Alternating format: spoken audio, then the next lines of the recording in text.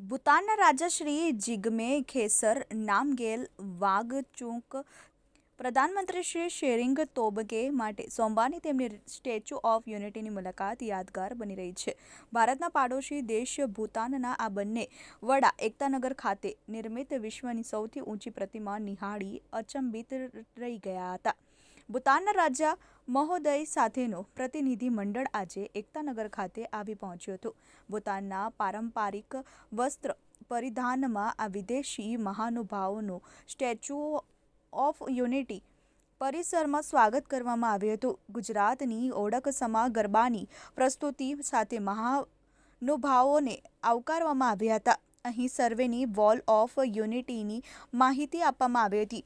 બાદમાં પરિસરની અંદર પ્રદર્શનોની મુલાકાત કરાવવામાં આવી હતી. અહીં ભારતની સ્વાતંત્ર્ય ગાથા અને તે બાદ ભારતની એકતા માટે લોખંડી પુરુષ સરદાર વલ્લભભાઈ પટેલના યોગદાનની તલસ્પર્શી વિગતો ગાઈડ દ્વારા રજૂ કરવામાં આવી હતી. રાજા મહોદય અને પ્રધાનમંત્રી શ્રી વ્યુઇંગ ગેલેરી પહોંચ્યા હતા. ત્યારથી મહાનુભાવોએ વરસાદી માહોલ વચ્ચે સરદાર સરોવર ડેમનો નજારો નિહાળ્યો. અહીં મહાનુભાવોને સ્ટેચ્યુ ઓફ યુનિટીના નિર્માણની પસ્તાધબુ સમજાવવામાં આવી. બાદમાં રાજા શ્રી જિગ્મે ખેસર નામગેલ વાંગચુકે મુલાકાતી પોથીમાં નોંધ કરી હતી, જેમાં તેમણે સુંદર અક્ષરોમાં લખ્યું કે ભારતની શુભકામના અને સ્મરણ.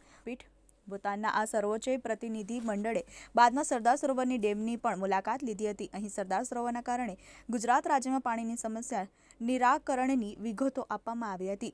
તે બાદ ભૂતાનના રાજા શ્રી જિગ્મે ખેસર નામગેલ વાંગચુક તથા પ્રધાનમંત્રી શ્રી શેરિંગ તોબગેને માનસર વિદાય આપવામાં આવી હતી. આ મુલાકાત વેળાએ રાજ્યમંત્રી શ્રી જગદીશભાઈ વિશ્વકર્મા, ભૂતાનના ભારતીય રાજદૂત સુધાકર દેલેલા, ભૂતાનના ભારત ખાતેના રાજદૂત મેજર જનરલ વેદસોપ નાગમે, વિદેશી મંત્રાલયના સંયુક્ત સચિવ શ્રી અનુરાગ શ્રી વાસ્તવ, એસઓ વડા શ્રી મુકેશ પુરી, કલેક્ટર શ્રીમતી શ્વેતા, સીઈઓ શ્રી ઉદિત અગ્રવાલ, જિલ્લા વિકાસ અધિકારી શ્રી અંકિત પન્નુ, પોલીસ અધિકારી શ્રી પ્રશાંત સુબે સહિતના અધિકારીઓ ઉપસ્થિત રહ્યા હતા. પ્રકાશ વસાવા, TV18 ન્યૂઝ, નર્મદા.